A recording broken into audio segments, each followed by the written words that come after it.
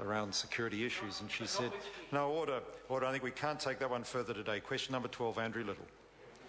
Thank you, Mr Speaker. My question is to the Minister for ACC and asks, what meetings or discussions did she have with the Chair or CEO of ACC between receiving the 16 March report relating to the Pullar affair and ACC laying a complaint with the police, and did she in any of these meetings or discussions either suggest, encourage or agree to ACC laying the complaint?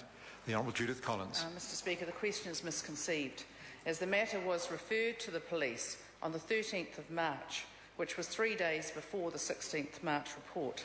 The 16th March report clearly states on page 3 that the matter was referred to police on 13 March, the same date as the story appeared in the Dominion Post.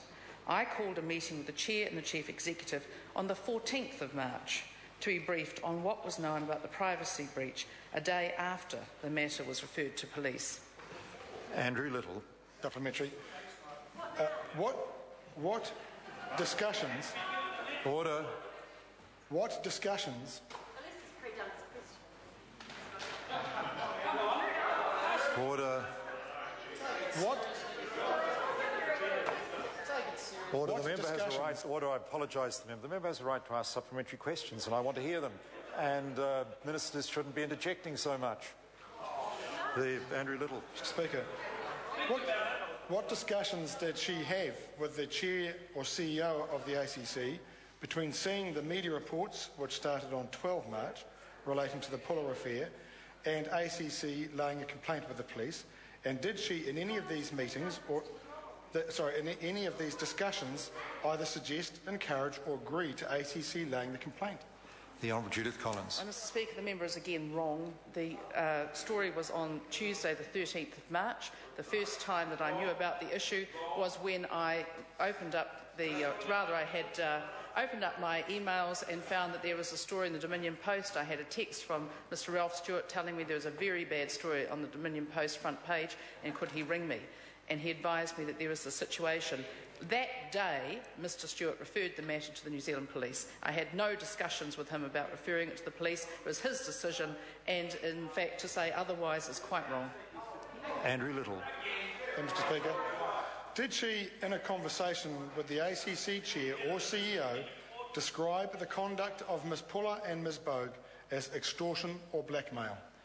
The Honourable Judith Collins. Mr Speaker, I do not believe I did. I can tell that member, though, that the actions were referred to the police before this matter was discussed with me as to what had actually happened, because Mr Stewart on Tuesday morning, the 13th of March, knew just about only a little bit more about the matter than I did. He was a new CEO. He had not been involved in all the many actions with Ms Pullar all the way through for years and years and years, as previous ones had.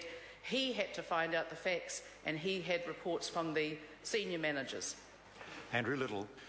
Mr Speaker, what was the nature of the comments she made about referral of the matter to the police in any discussions she had with the Chair or CEO of ACC up to the time the complaint was laid with the police?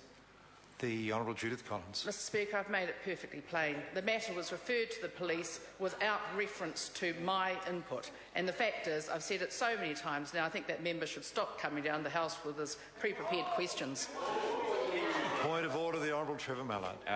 Mr Speaker, the question was not whether it was referred without taking consideration of the Minister's input. The question was, what was the Minister's input? Well, Order, I think the Minister's made it pretty clear she had no input. That's what I understood she has told the House. That brings to a close questions. Oh, beg your pardon, a supplementary question. Hold the Winston phone. Peters. Mr. My Speaker, apologies. Can I ask the Minister, being that she is a trained lawyer, is she aware of the crime of unlawful possession, which is the exact position of Bronwyn Pullar, not on receiving the information, but in remaining in unlawful possession of it? And what is she going to do about that, given that her friend Michelle Bogue and she obviously had raised this with the ACC?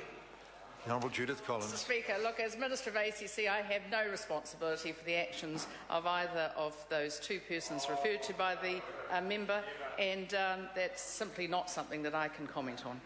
The Right Honourable Winston Peters.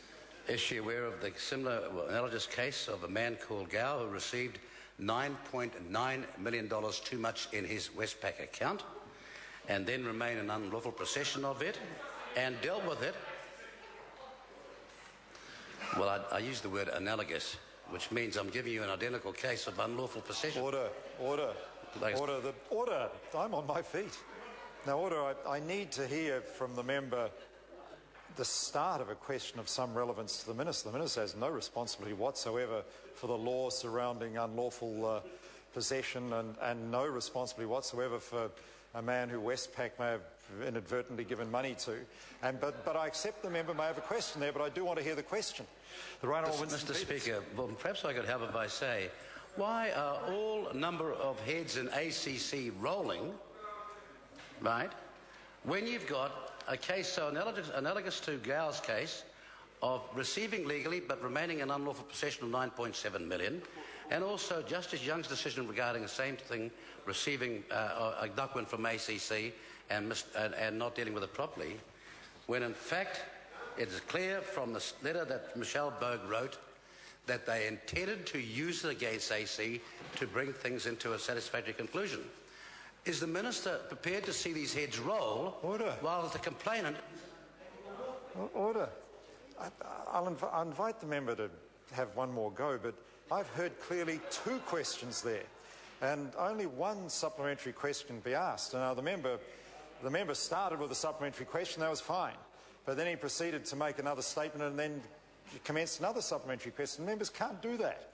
So I'll invite the member, please ask one supplementary question and give the Minister a chance to answer it. The Right Honourable Winston Peters. Well, given the circumstances, now that you know what it's about, given the circumstances of someone receiving documents legally, but thereafter remaining with those documents, retain those documents in an unlawful way, why is she prepared to see ACC officers' heads roll and not go for the person who's acting illegally, namely Bronwyn Pullar? The Honourable Judith Collins. Oh, Mr. Speaker, in terms of ministerial responsibility, I can advise the member that, of course, if he reads the report, which is on the ACC website, as to the actions that they took around the privacy issue, they actually referred that matter to the New Zealand Police. And that brings to a close questions for oral answer.